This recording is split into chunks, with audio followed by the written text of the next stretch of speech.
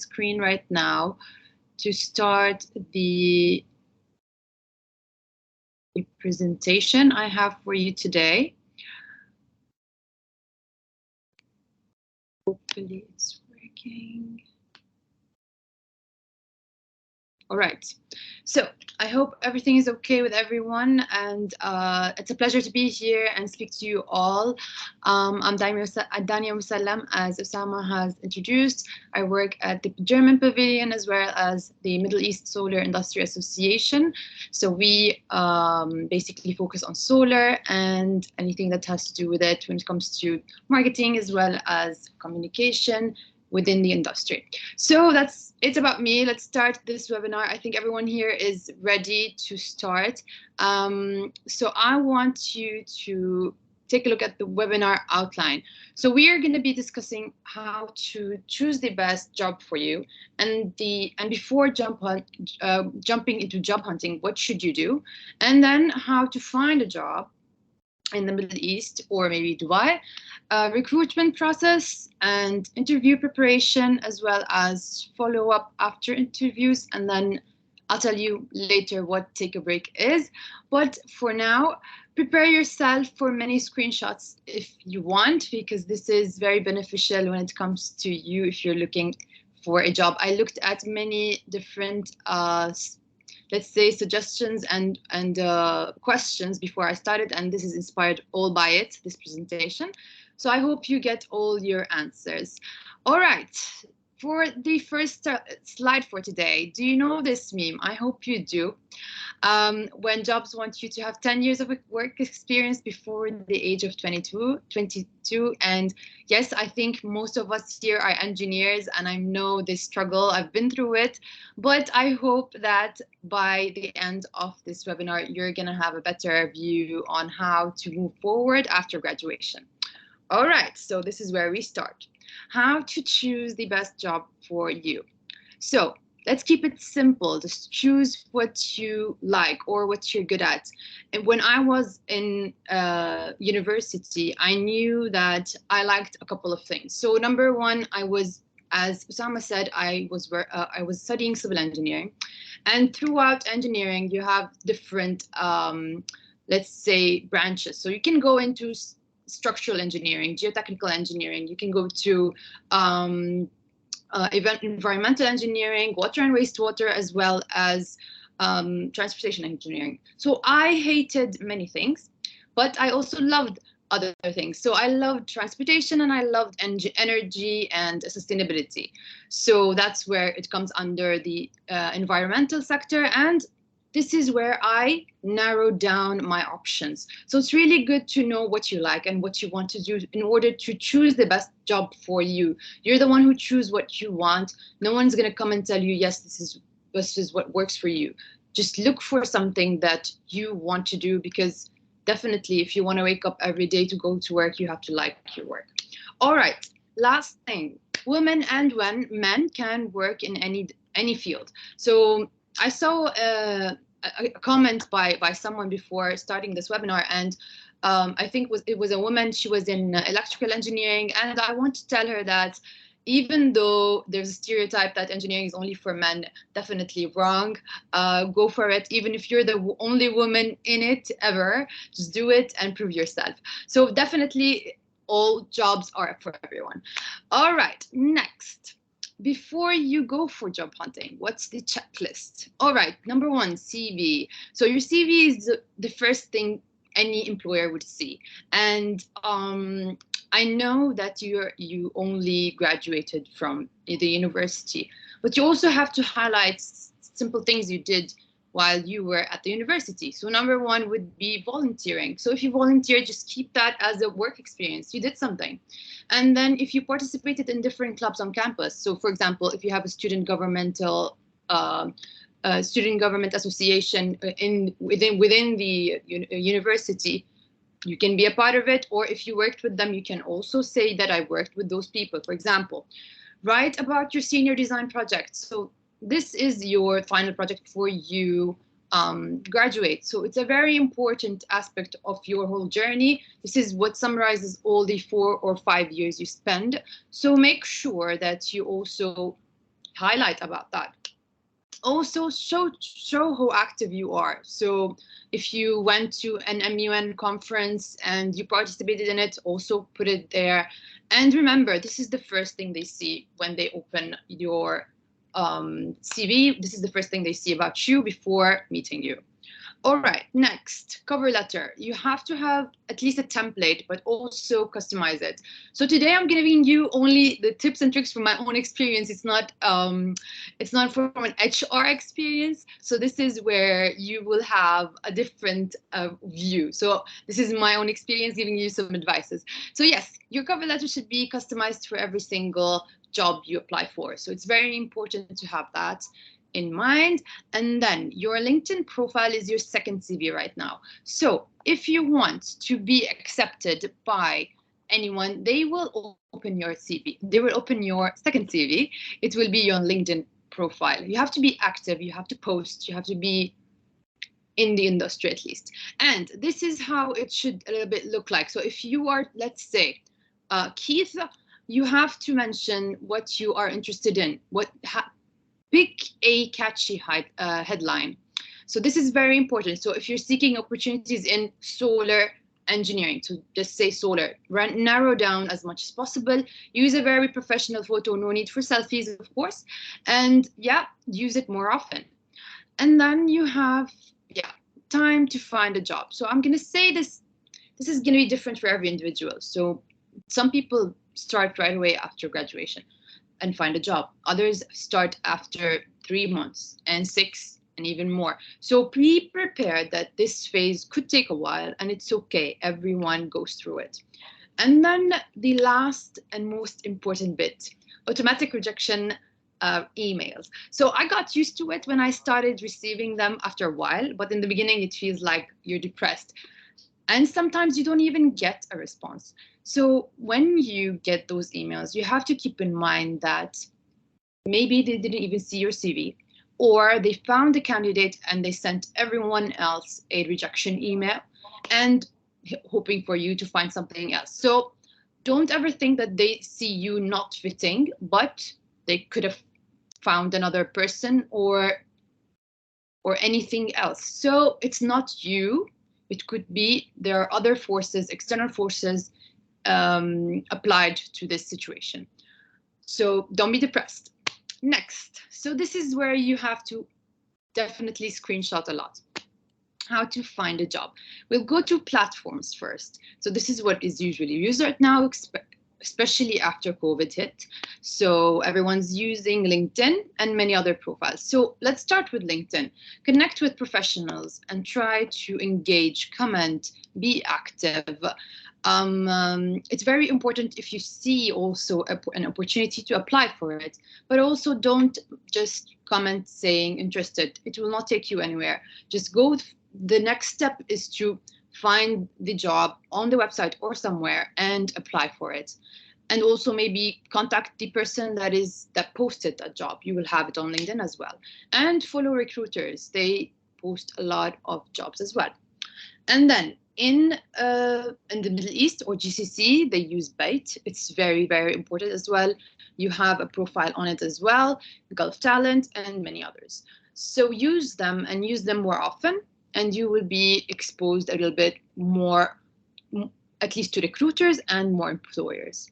Next, university alumni. So if you find a job, let's say at any company X, and there was on LinkedIn a person who works in it who's from your university. So you can speak to that person right away, send him or her a text on LinkedIn and say, oh, I just found out that your company is hiring for X position. I'd love to be considered. They could share your CV internally and you could have a higher chance of being selected. So the other part is if you have a career portal for your own university, make sure you use it, because these specific job openings are always not really advertised everywhere. So use that as well. It's a very good leverage. And also company websites. So if, for example, you went to LinkedIn and you found a vacancy, don't only just apply to LinkedIn, because everyone is using LinkedIn. To stand out, you can also go to the company's website and also apply on the website itself, and you might have a higher chance of them seeing your CV. Next is attending webinars and conferences. So if you go to a conference here in Dubai, make sure you talk to people, make sure you connect with everyone. This is called networking, and this is growing your network is really important, because you can sometimes talk to them, send them a message. Hi, I saw you on that in that event, and I would love to know if there's an opportunity, etc. And this could open for you many doors. NGOs. So Middle East Tour Industry Association is one of those NGOs. You have CEBC here. You have many, and I really encourage you to open open them on LinkedIn, interact, as well as find if there's any opportunity. Use Telegram. So sometimes some groups also share vacancies on Telegram, so you can also just send your CV to whatever you think is good for you. And also, Osama have told us previously that Engineer Talks have booking appointments. So they book appointments to give you more advice. So if you do, I will try to join that platform as well soon. So if anyone wants to talk to me, you can also reach out on LinkedIn. Okay, next. This is important. Recruitment process. Every company is different, and there isn't a code everyone follows. So I've been on many interviews, and you can imagine how different it is from one to another. So you could have many, you could have only one. It depends on the company. So maybe you can have a technical test if you're an engineer. You could have a personality test as well. You could also be asked to present a topic. You could also have more than one phase. So the first one could be a technical test, and then the second one is a personality test, and then the third one would be a face-to-face with the hiring manager, and then it would be your manager in work, and then it could be the director. There could be many different phases, and just be prepared. And it could be also a full day interview process where everyone comes in and they all just start interviewing many people at the same day, and then they keep selecting and eliminating others, and they leave on the day. So this is also on spot, and there's also on spot problems to solve. So if you're, example, applying for sales, they will tell you, okay, so if I have a pen, so can you please sell me this pen? So you can expect something like that, this on spot. And next, what to go for. Okay, so after graduation, I always tell people, from my personal advice, maybe start with an internship, because you remember the meme we started with. So that is true, that sometimes they need more experience. And if you have many internships, you will get to know what to do on site. And if we're talking about engineers, so you'll get to know what to do, and then seeing if you see the hiring manager and they ask you some questions, you will be able to answer, and you could get, let's say, the job easily. So if you start with an internship and then they take you as a job, if they give you a job, that could be really, really possible. And many people go through that. All right, I hope everything is okay so far. If you have any questions, just note them down. We will be having a Q&A session afterwards. And next, interview preparation. So this is very important. Research. This is my advice. You have to look at the company website. You have to look at its LinkedIn, its news, press releases, awards won. Know everything you can. Be prepared before meeting anyone, because they want to know if you know the company and you are a good fit. Simple. Next is, it's a first impression. So you have to be formal and try your best to be formal. Not a lot of jokes and stuff like that. Dress smartly and in blue. So today I'm wearing blue for you, and it is smart. Why? So dressing smartly is different. When you go for interviews, there are certain colors in psychology. So there are certain colors you have to wear and would make the HR more calm. So blue is more, it makes you look better, at least. And you can research more about that. And know your CV by heart, that's for sure. Even know where things you're saying are located on the CV. So this will also give you more confidence, at least in talking, and it will also give you more points, at least for them to take you. Also, expect a test, assignment, anything. It's possible. It's becoming more often, and it's becoming really expected. All right, so look up who is interviewing you on LinkedIn. Know if it's a hiring manager of like HR, or or you will be interviewed with someone, let's say your manager in the technical position. So you will know what kind of questions to expect. And lastly, prepare your questions. Never go to an interview without any question. They are expecting you to also ask some things, and just ask anything you feel like you want to know more about. All right, so usually right now, for your information, at least most of the interviews are starting on Zoom. So you can start the first interview on Zoom, and make sure you look straight into the camera, not on the screen. It will make the interviewer feel like you're literally looking at him or her. And I got this question before. CGPA. What is the minimum CGPA the hiring managers look for? Believe it or not, no one asks for it. Rarely, at least. No one asks for it. So this is for your information. Next, I hope this is not taking long. We are not really going to take a lot of your time. So follow up after interviews. After having an interview, don't feel shy to speak to someone and send out an email saying, hi, we spoke last week, at least a week after the interview, and say that I'd like to know if there are any updates, etc.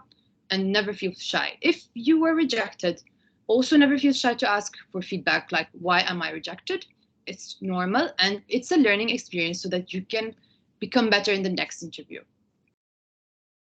All right, most importantly, your mental health is really important. Take a break. Only take a couple of hours each day to basically look for a job, and then have some fun with friends, work out, because it could be sometimes too much to handle. So just take a break, refresh every day, and you will eventually find a job. I hope that was really informative, and you got some good information today. So Usama, if you're still with us, please help me with the Q&A session.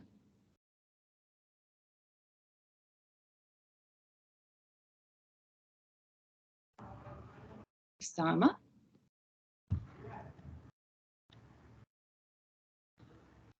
Yeah. Thank you so much for a wonderful session. Osama, please continue. Okay, if you want to read Harchan, you can. So it's a request to all participants that if you have any questions, please write it down in the chat box.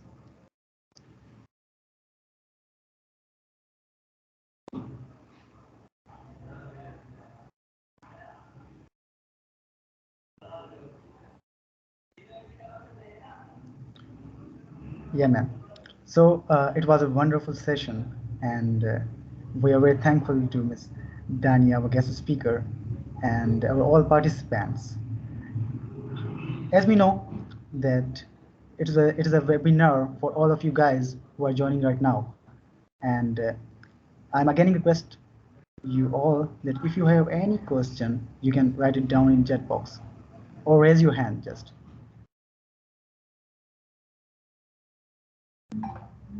Yeah, we have one question that in any job or interview or in internship, does CGPA matters? As I said previously, no one asks for it. So if they do, it would be 1 out of 100 interviews, or let's say 10 out of 100, because no one asks for it. Yeah, actually, sometimes we are really conscious about our CGPA or GPA, and we are running after that it really matters or not. And it's a nice question that we just focus on our skills, and also we have to focus on CGPA as well. But we are thankful to make it clear that CG doesn't matter. We have to work on our skills. Yeah. Yes, definitely. So working on, let's say, communication skills is really important, as well as the technical skills, of course, if you're looking for something more technical. And it depends on where you are. So if you're an engineer, they expect you to know more about technical aspects. If you're a marketer, let's say, they expect you to know more about the social media as well as many other stuff. So yes, so focus on the skills, focus on important aspects more than the GPA only. Yeah.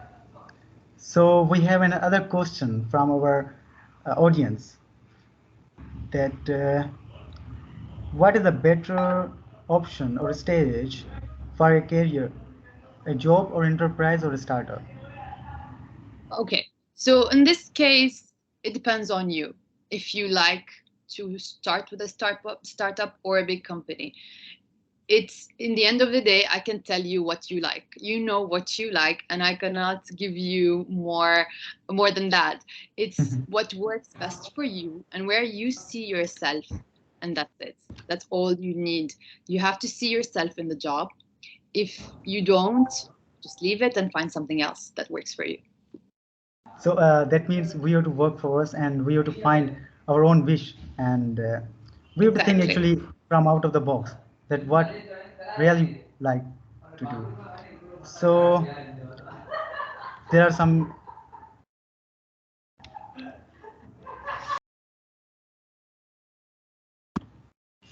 So we have another question from Mohammed Bilal that is it easy to get a job in UAE for fresh graduate? It could be easy. It could be okay. So the thing is, if you were here with me throughout the presentation, I gave you the tips and tricks to find a job. So if you really put in the effort, I'm pretty sure you're gonna find a job in the end. Because if you don't put the effort, don't expect that you're gonna find something. So you have to connect, you have to try your best, you have to use LinkedIn, you have to use it smartly. So when you use, for example, LinkedIn, so you see a job opening, and as I said before, so apply on it on LinkedIn, of course, but you also can go to the website and apply on the website. You have higher chance of them seeing your CV, and then you can also connect with someone in that, let's say, department. If it was business development, you can connect with that person and then message him saying, oh, I saw something online, I saw an opening in your company, could I be considered? Make it a very short message, because people are really busy, and keep that in mind. Just send a quick one, say what did you study and what would you like to do, and if they're up to help you find or connect with HR, etc. And that's it. You have to go the extra mile, as they say. You have to go the extra mile to be able to find something. It is really amazing the way you are answering all the questions. Thank you so much. It is really amazing. Yeah. My So we have pleasure. another question. Thank you so much. So we have another question from our audience that in interview, sometimes in interview we have to face some irrelevant questions. So how to face it? Okay, so you have to before you go to any interview, you have to research as much as I said. It was the first thing I said. You have to research even those small questions. So, for example, you can get, why do you want to work for this company? So, if you research about the company, you will know that. Why do you want to work with them? So if you like it, as I said, if you like what you do and you know what you're applying for, you will eventually know how to answer that question, and it will be in the field that you like. That company is going, let's say it's in the energy sector, so you say, I really like to work on solar, for example, and I'm fascinated to learn more about the technical aspects, etc., etc. So you have to convince them that you are fit for this position. For example, they will say, okay, why this position, not something else? So now you have to say more about your skills. What would, and you know the job description already. So knowing the job description, you know what they are looking for, and you have to just tick what is going on in their head. So just tick it and go further and keep answering all the questions accordingly. So as I said, research before you go to any interview. So the audience, the main point is the research. First, you have to research about any organization in which you are going to apply. So one of the most important question that in interview we have to face, that where do you see yourself in 5 years? Okay. So yeah. you have to find it. You have to have a plan of what you want to answer when this question arises. So it depends. What do you see yourself as? In 5 years, I see myself as a manager. In 5 years, I see myself as a senior technical advisor. Whatever you feel like you want to do, it's in the end of the day. I don't tell you to fake anything. Of course, you have to say it. Say what works for you and what you want to do for real, so that you can convince someone. If you say just anything, they will feel like, what is this? So you have to still convince the person that you're fit for this position. So here And is that's another it. Yeah. other question. So sometimes we say that I see myself as a manager in 5 years. So how to convince them? It's also a tricky question. Yeah. In the end of the day, you will tell them your skill set. You will tell them that I work on this and that and that. I work on, let's say, I work on a lot of art. For example, for me, I work on a lot of articles and I work on a lot of content management and social media. I'm talking about marketing right now, and social media, and a lot about engagement with clients, for example. And then you say, I know that in the next few years I can develop further, and in 5 or 6 years I can be a manager. Simple. You can list what you're good at, and then you say, I see myself as X. So it's an amazing. Thank you so much. So another question from Eman Sajad, that any professional certificate that can help engineers in their early career? That means any certificate can help to get a job. Is it important to have a certificate, professional certificate? Yes. Okay. It depends what you work for, of course. Okay. For example, you're an engineer and you want to take the PMP certificate, project management.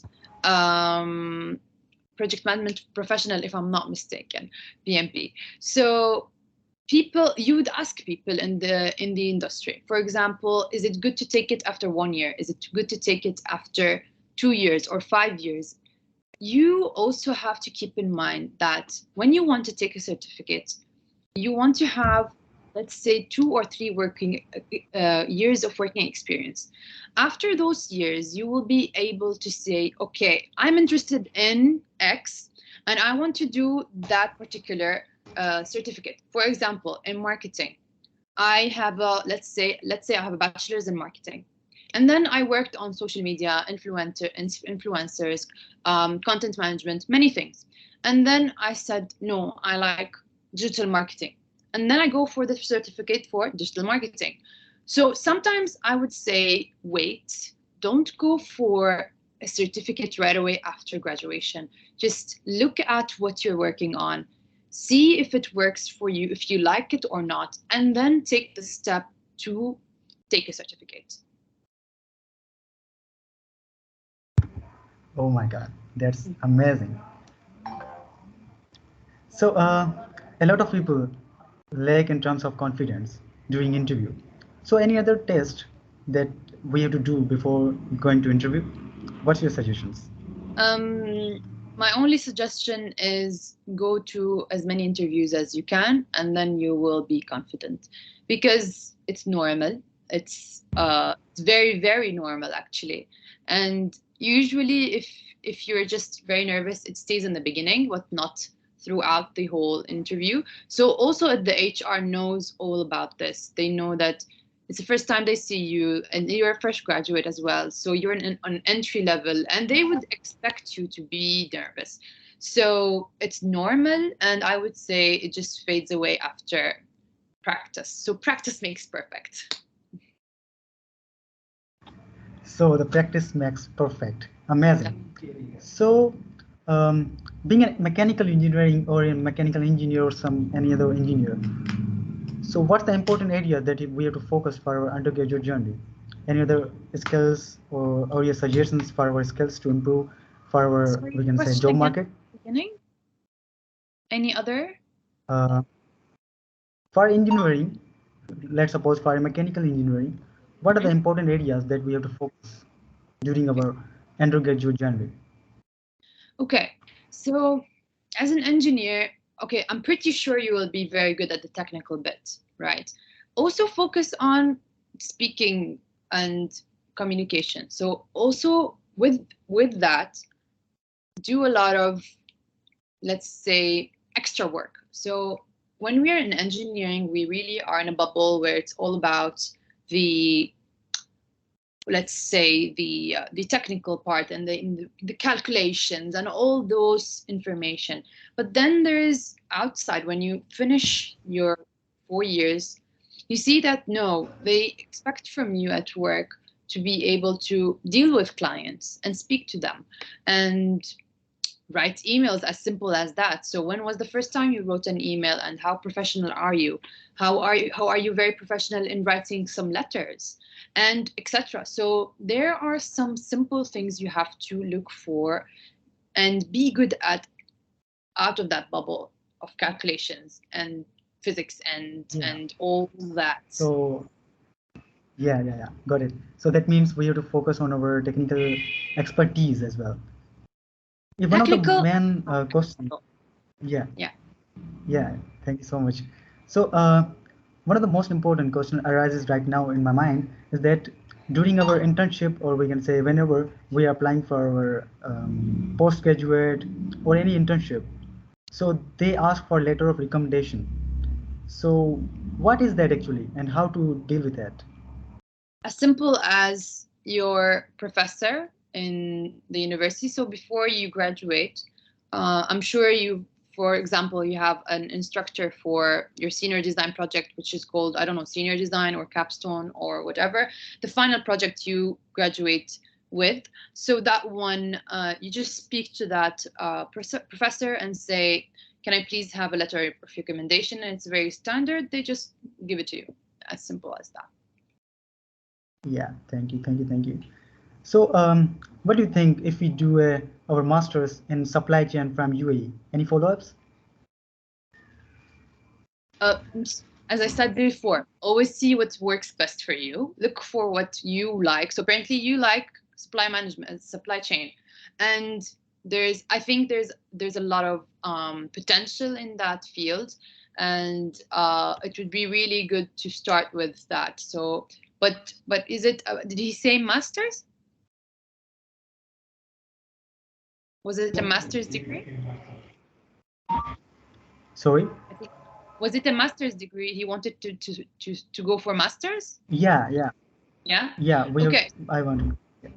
Yeah. Okay. So again, if you want to go for a master's or any certificate, make sure that you have a couple of years of experience and then go for it. At least this is my view on it. Yeah, thank you so much. How it was an amazing session, and we are very thankful to our participants for their engagement.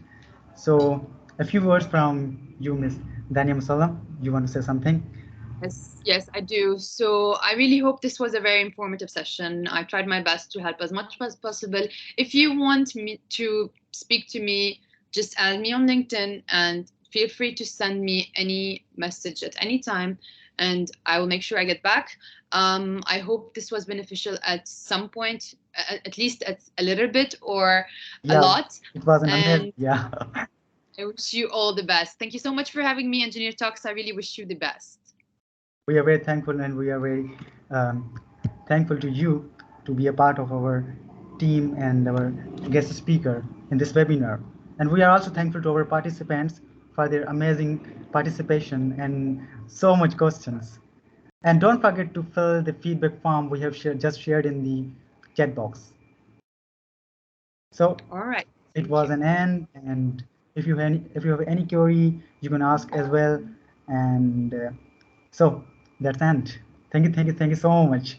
Thank you. Have a good day, everyone. Bye bye. Have a good day.